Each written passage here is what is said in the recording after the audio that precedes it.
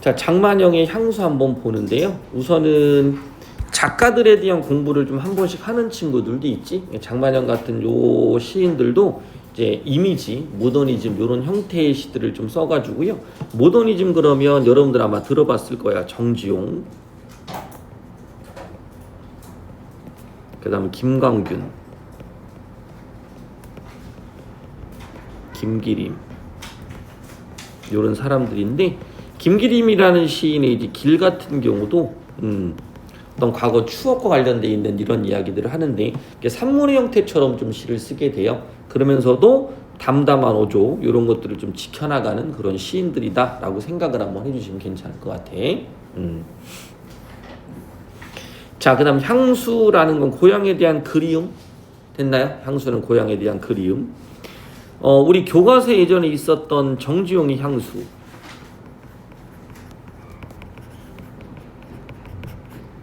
모의고사가 내신으로 직접 하나의 어떤 지문으로 연결이 돼서 정지용의 향수라든지 또 다른 향수, 고향에 대한 그림을 나타내는 시들이 플러스 알파로 출제가 될 수도 있기는 하겠지만 그렇게 어렵게 나오진 않을 거예요. 자, 이제 가봅니다. 나는 바다로 가는 길로 걸어간다. 자, 걸어간다 그랬으니까 이때는 현재 영어미를 사용하고 있죠. 걸어간다, 니은다. 바다로 가는 길로 걸어가는 거니까 지금 바다로 가는 길이야. 바다로 가는 길. 그러니까 바다 근처겠죠. 그죠? 예. 그래서 공간적 배경. 노란 호박꽃이 많이 핀 돌담을 끼고 황혼이 있다. 노란 이런 것들이 시적 허용인 건 알지?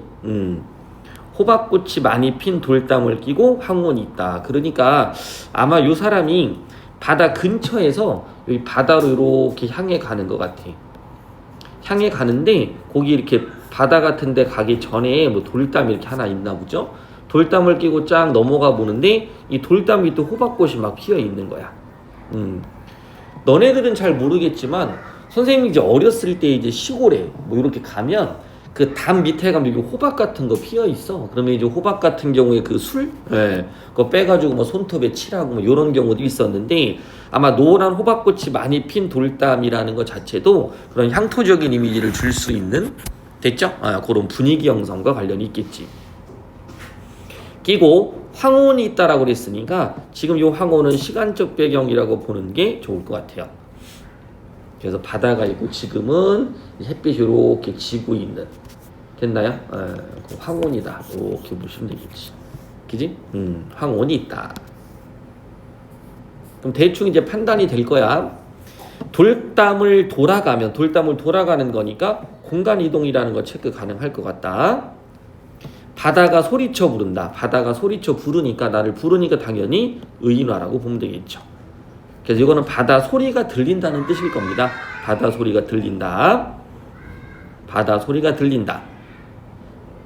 자, 바다가 소리쳐 부르는데 바다 소리에 내가 젖는다. 바다 소리에 내가 젖는다. 그 다음 다시 반복했죠. 내가 젖는다. 우선은 소리쳐 부른다라고 그랬으니까 청각적 이미지는 체크 가능할 것 같고요. 그 다음 젖는다고 그랬으니까 촉각적 이미지 가능할 것 같고요. 그 다음 노란이라는 거는 색채어죠. 시각. 그래서 우리가 다양한 감각을 사용하고 있다라고 볼 수 있을 것 같고,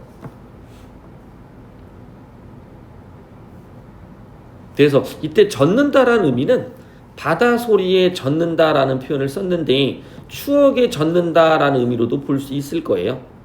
됐지? 왜냐하면 뒤로 넘어가면서 그 고향에 가고 싶다는 생각을 좀 하게 되거든. 그러면 고향을 떠올리게 되는, 뒤에서 미리 한번 보면 우리가 다 시험 봤던 거니까 고향을 떠올리는 것은 바로 뭐랑 연결되는 거냐면 여기 있는 바다랑 연결되지. 됐죠? 그래서 그 바다라는 것이 바로 추억을 회상하는 공간이 될 수 있는 거야. 그래서 바다에서 고향을 떠올리니까. 자, 원래대로 다시 옵니다. 바다가 소리쳐 부른다. 소리쳐 부르고 바다 소리에 내가 젖었고요. 다시 내가 젖는다라고 하면서 고향에 대한 이야기로 넘어갈 건데, 그 전에 이 부분이 나와요. 물방울이 생활처럼 차다. 됐니? 그러면 차다라는 게 바로 뭐냐면 생활처럼이니까 생활이 보조관념이라는 거야. 됐죠? 생활이 보조관념. 그럼 생활이 보조관념이니까 앞에 이렇게 한번 보시면 위에다 써놨구나. 직유인데 생활이 차다. 차다라는 건 긍정보다는 좀 부정적 이미지겠지? 물방울이 차다. 그럼 물방울이 차다라는 건 감각적인 느낌일 건데 생활처럼 차다 그러니까 이 생활이라는 것이 뭔가 힘든 이미지를 드러내고 있는 거라고 볼 수 있겠죠. 몸에 스며든다? 요 스며드는 건 바로 요 차가움이 스며들 거야. 그럼 생활에 걸었던 차가움이 다가온다라고 보시면 되겠지? 그리고 요새는 모든 것이 짙은 커피처럼 쓰다. 자, 그럼 여러분들 이제 생각해 볼 게 있단 말이지. 여기 있는 차다라는 것은 생활처럼 차다라고 불렀고요. 그죠? 그 다음 모든 것이 짙은 커피처럼 쓰다라고 이야기한 거니까 모든 것은 지금 쓴 상태 부정이겠네. 그다음 짙은 커피라는 건 보조관념 자체가 구체적인 대상이지만 생활이라는 것은 구체적인 사물이 아니야. 됐나요? 여기 사용되어 있는 보조관념의 특징을 잘 알고 있어야 돼. 이런 것들은 내신에 출제될 수 있는 포인트로 중요한 거지. 보통 우리는 보조관념이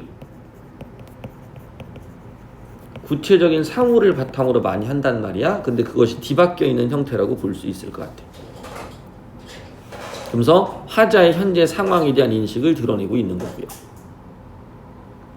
아마 출제의 포인트가 이쪽에 맞춰질 수 있을 가능성이 있어. 그 체크 한번 해주시고요. 자, 나는 고향에 가고 싶다. 지금 현재는 부정적인 상황을 느끼고 있는 거잖아. 그런 상황 속에서 고향이라는 뭔가 따뜻함을 주는 공간에 대한 소망을 드러냈죠. 고향의 숲, 고향의 언덕이 들이, 시내가 그립다. 화자의 정서가 직접 나타나고 있어요. 여기는 직접적이다.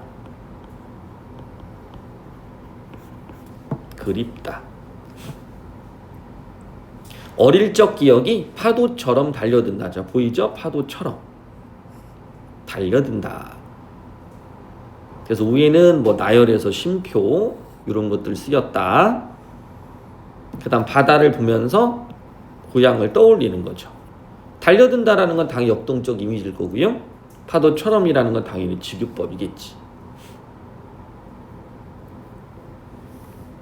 바다가 어머니라면 어머니의 이미지는 모성, 잉태, 뭔가 포근함을 주고 안식, 휴식 이런 것들을 주는 거지. 그래서 바다가 어머니라면 하고 나는 생각해 본다. 그러니까 현실의 결핍을 아까 얘기했었죠. 결핍을 뭐 하고 싶은 거야? 치유하고 싶은 거야. 치유를 하고 싶은 소망이 담겨 있죠. 생각해 본다. 이것도 현재형. 밑에도 얘기하겠지만 그러고 보니까 니은나의 종결어미가 반복된다든지 또는 뭐뭐고 싶다의 시구가 반복되는 걸 볼 수 있죠.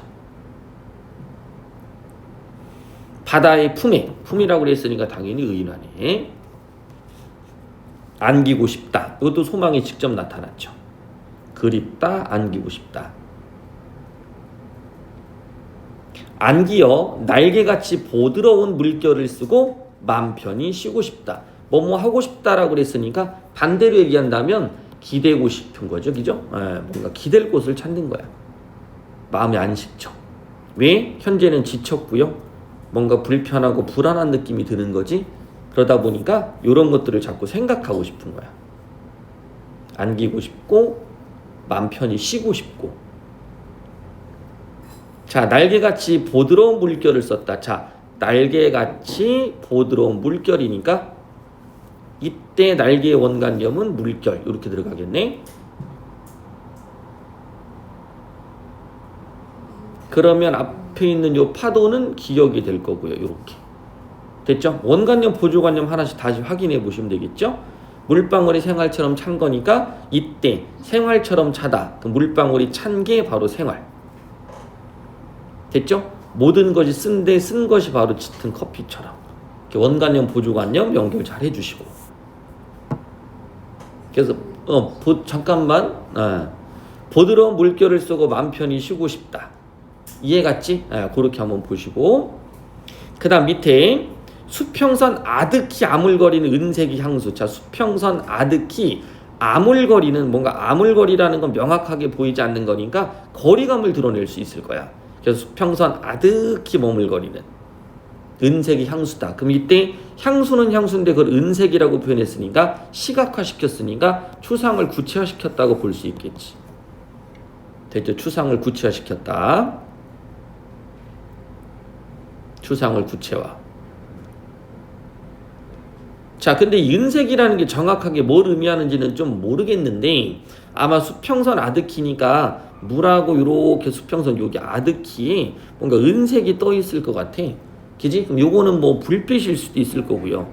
멀리 보이는 불빛 또는 하늘에 있는 뭐 별일 수도 있고요. 됐지? 그러니까 요게 좀 명확하게 보이려면 밖에는 조금 어두워져야 되지 않을까? 은색으로 보인다는 건.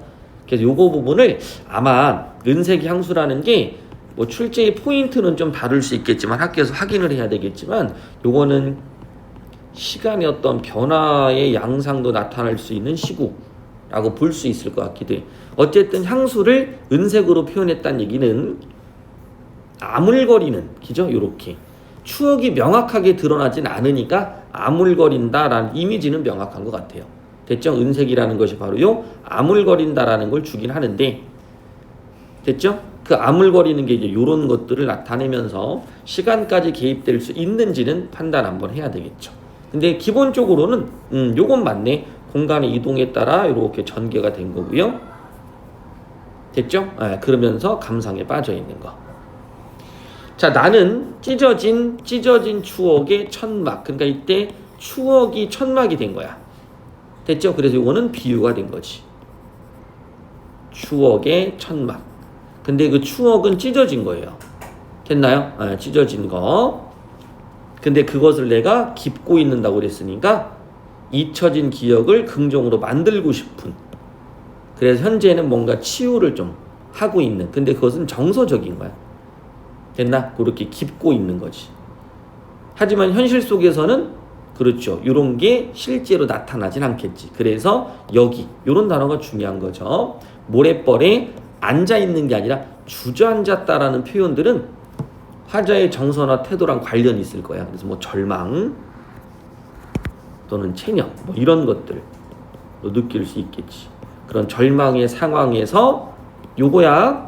자, 깁는다. 그런데 주저앉게 된다. 요게 아니라 알겠니? 주저앉아서 절망을 느끼지만 그 상황에서 뭐 하는 거야? 정서적인 치유를 소망하는 쪽으로 바뀌는 거야. 이거 착각하시면 안 돼요. 알겠지? 깁는다. 그런데 주저앉을 수밖에 없다. 이게 아니라 여기 모래벌에 주저앉아서 천막을 깁는다라는 방향성이야. 이해가니? 그러니까 여기가 주저앉아 있는 거지. 됐죠? 그래서 깁는 게 현재의 모습인 거지. 이해갔지? 이런 방향성으로 아마 문제를 풀어줘야 될 것 같아요.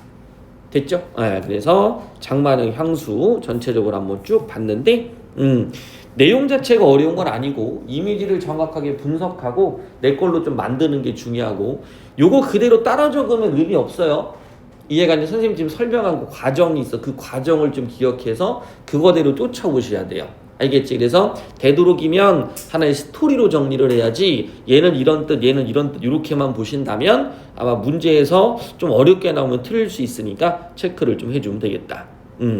자, 그럼 장마능 향수 질문 한번 해볼까요?